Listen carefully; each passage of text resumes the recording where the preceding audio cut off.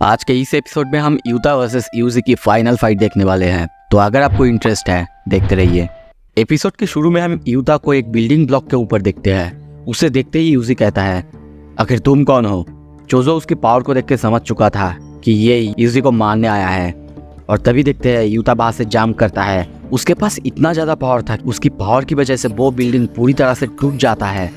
ये देख के यूजी और चोजो दोनों बहुत ज्यादा चौंक जाते हैं। यूता नीचे आते आते कहता है, तो तुम में से यूजी इतादोरी कौन है?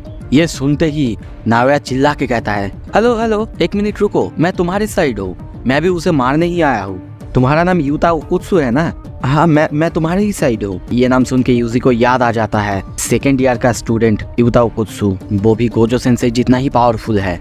दूसरी तरफ नाओया कहने लगता है, मैं माकी जेनिन की कजिन हूँ, मैं भी उसे मारने ही आया हूँ। चोजो और यूजी को देखते हैं। चोजो यूजी को बाहर से भाग जाने के लिए कह रहा है और कहता है कि मैं संभाल लूंगा यहाँ पे, तुम जाओ। और तुम्हें वो लड़का जिसके काले बाल है उससे बचना है, क्योंकि उसके पास इतना ज्यादा पावर है कि उससे अगर तुम डायरेक्ट लड़ने जाओगे इंस्टेंटली वो तुम्हें मार देगा। नाओया की बात सुन के यूता उसे कहता है, अच्छा ठीक है, तो मैं तुम्हें दूसरा वाला सौंपता हूँ। तभी देखते हैं यूजी को वो बाहर से भागने लगता है। चोजो भी अपना अटैक यूता पर करता है, पर उसकी अटैक नाओया के ब्लॉक करता है।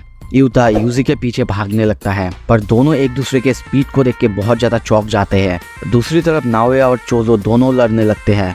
चोजो नाओया पर बहुत सारे ब्लड मैनिपुलेशन का अटैक तो करता है, पर उसकी स्पीड बहुत ज्यादा थी, इसीलिए वो बार बार उसकी अटैक से बचने लगता है और चोजो को बार बार गुस्सा दिलाने लगता है। चोजो उससे गुस्से में कहता है, क्या तुम्हें लगता है तुम यहाँ से जिंदा जा पाओगे, जबकि तुमने मेरे भाई को हर्ट करने की कोशिश की? दूसरी तरफ हम यूता और यूजी को देखते हैं। यूता उसके पीछे है, यूजी तभी हम देखते हैं एक कार के पीछे छुप जाता है।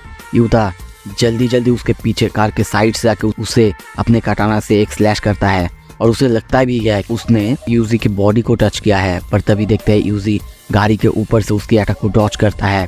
ये देख के यूता पूरी तरह से शॉक होता है और सोचने लगता है, मैं श्योर था, मैंने उसे स्लाइस कर दिया था, पर वो बिल्कुल माकी की तरह है। तभी देखते हैं यूजी उसी कार को पंच करता है, जिससे यूता कार के साथ धक्का खा के थोड़ा सा दूर जाके गिरता है और यूजी फिर से भागने लगता है। पर इंस्टेंटली हम देखते हैं उसके ऊपर से वो कार आके उसके ही सामने गिरता है। यूजी पीछे मुड़ता है, उसके पीछे हम यूता को देखते हैं। यूजी अब समझ जाता है इसके पास immense amount of curse energy है, वो उसे कभी भी जीत नहीं पाएगा। यूता उसके कंफ्यूजन देख के उसे कहने लगता है, तुमने सही समझा, मेरे पास गोजो सेंसेई से भी बहुत ज़्यादा कर्स एनर्जी है, पर मैं कभी भी उनके बराबर नहीं जा सकता, क्योंकि उनके पास 6 आइज है, जिसके वजह से उनका कर्स एनर्जी कभी भी ख़त्म नहीं होगा, पर मेरा ख़त्म हो जाएगा। अब मेरा बोलना ख़त्म हो चुका है। और ये कहते ही वो फिर से यूजी पर हमला कर देता है। यूजी समझ ही नहीं पाता कि क्या हुआ। तभी उसे दोदो की बात याद आता है। उसने कहा था जो एलाइट सॉर्सरर्स होते हैं उनके कर्स एनर्जी के फ्लो को समझना बहुत ज़्यादा मुश्किल होता है। और तभी देखते हैं यूता के उसे एक बहुत जोर से पंच मारता है, जिससे यूजी बहुत दूर जाके गिरता है।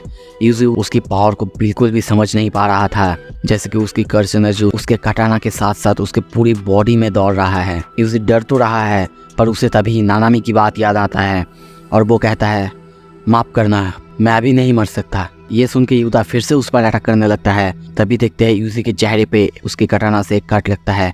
यूजी तब समझ जाता है उसे अगर कुछ भी संभालना है तो सबसे पहले इस कटाना को संभालना होगा। वो ये भी सोचता है, जब तक मेरे पास कर्स एनर्जी है, मेरे बॉडी के अंदर फ्लो कर रहा है, मुझे कोई भी ब्लेड से डर नहीं है, पर ये बंदा, इससे मुझे डरना चाहिए। और तभी देखते हैं वो भागने लगता है। भागते भागते एक एसयूवी के अंदर से जाके बाहर निकलता है। यूता भी उसके पीछे आके ब्लेड से उसे फिर से एक बार स्लैश करने जाता है, पर तभी हम कुछ साउंड सुनते हैं, जैसे कि यूता के ब्लेड को कोई चीज़ ने रोक दिया है। और तभी हम यूता के हाथ पे नाइफ देखते हैं। तभी हम यूजी के हाथ पे नाइफ देखते हैं। यूता पहले तो समझ नहीं पाता ये नाइफ इसके पास आया कैसे, क्या ये कर्स टूल है, पर इंस्टेंटली वो समझ जाता है शायद वो एसयूवी के अंदर से उसे मिला है। पर तभी यूजी को गोजो की बात याद आता है। उसने अच्छे से ट्रेनिंग तो की है, पर उसने कोई हथियार को कंट्रोल करना या फिर अपने कर्स एनर्जी से हथियार को कंट्रोल करना नहीं सीखा है। यूता को देखते हैं, वो इंस्टेंटली आके यूजी पर हमला करता है। यूजी भी अपने तलवार से रोक तो देता है, पर तभी यूता कहता है, तुमने कुछ भी नहीं सीखा, तुम सच में मेरे काटाना पे कुछ ज़्यादा ही फोकस दे दिया। और इंस्टेंटली देखते हैं वो बहुत ज़ोर से किक करता है, जिससे यूजी की हालत बहुत ज़्यादा ख़राब हो जाता है और वो ये तक सोचता है क्या उसकी फॉरवर्ड किक भी इतना ज़्यादा पावरफुल है। और तभी देखते हैं यूता उसे अपने कटाना से एक बहुत जोर से स्लैश करता है, जिससे यूजी का नाइफ 2 टुकड़ों में कट जाता है। साथ ही में उसकी छाती से पेट के हिस्से में एक बहुत ज़्यादा बड़ा सा स्लैश होता है, जिससे उसका बहुत सारा खून निकलने लगता है। उसकी हालत खराब होने लगता है, पर खुद को संभालते हुए हम देखते हैं यूता के कटाना को बहुत ज़मीन पे मारता है और वहीं पे उसे तोड़ देता है और फिर से यूता को एक किक मारता है, जिससे यूता थोड़ा दूर जाके गिरता है। यूता ये देख के थोड़ा सा हैरान तो होता है और सोचता भी है, क्या उसने इसे तोड़ दिया? अच्छा है, अब तो मुझे मानना ही पड़ेगा, ये गोजो सेंसेई का ही स्टूडेंट है, तो ये आसान नहीं होने वाला। दूसरी तरफ यूजी को देखते हैं, वो कहता है मेरी घाव बहुत ज़्यादा डीप तो है, पर अब हम दोनों ही अनआर्म्ड है। पर तभी उसे कुछ महसूस होता है। पीछे से हम उसके मुंह पे एक बहुत बड़े से हाथ को देखते हैं और तभी हमें दिखाया जाता है रिका उसके पीछे।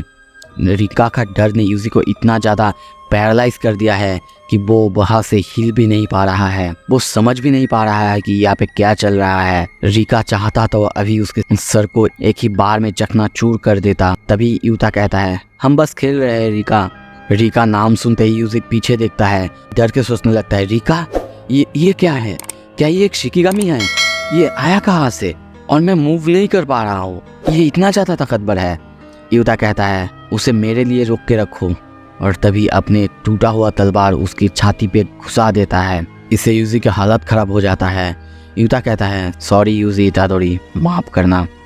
और तभी हमें सुकुना को दिखाया जाता है। सुकुना पहले तो चौंकता है, शायद वो यूजी की बॉडी की कंट्रोल लेने ही वाला था, पर पता नहीं क्यों बाद में हंसने लगता है।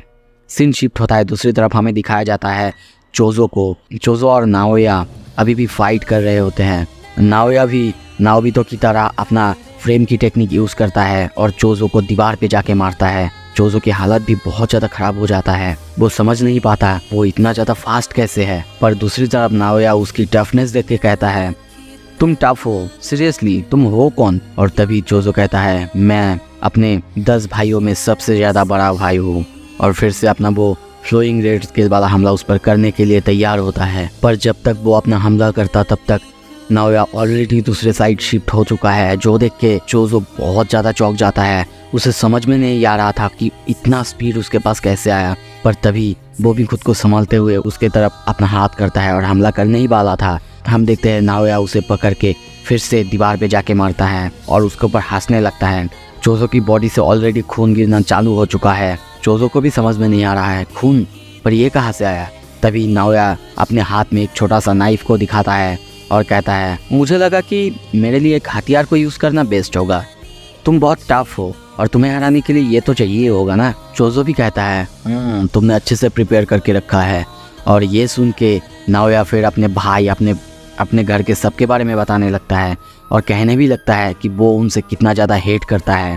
और ये सुन के जैसे कि आपको पता है चोजो अपने सारे भाइयों को कितना ज़्यादा प्यार करता है, वो भी उससे कहता है अच्छा तो तुम अपने सारे भाइयों से जलते हो, उनको हेट करते हो। और फिर वो उन्हें समझाने भी लगता है भाइयों के साथ हमेशा मिल के रहना चाहिए और अगर वो स्ट्रांग है तो उनकी वजह से ही है।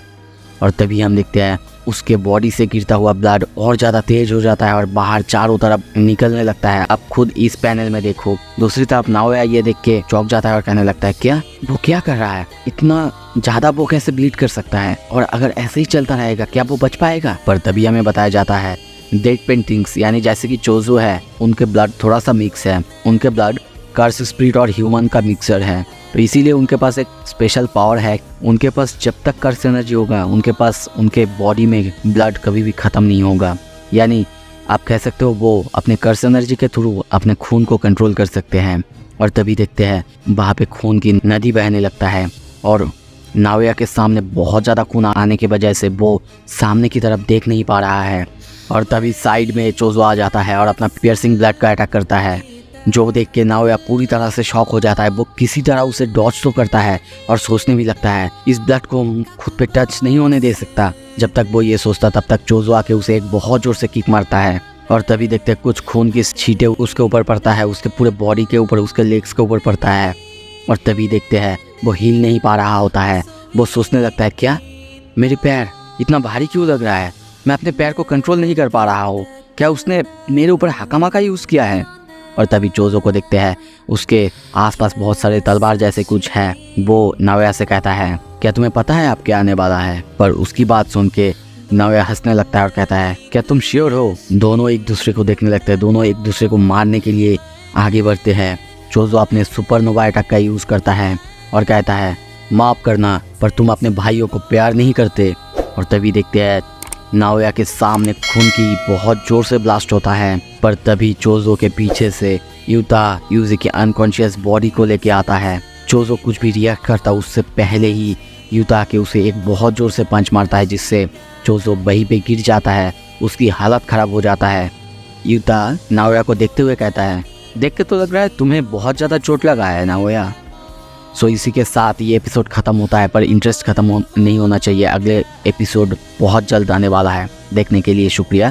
अगर अच्छा लगा प्लीज़ सब्सक्राइब कीजिए।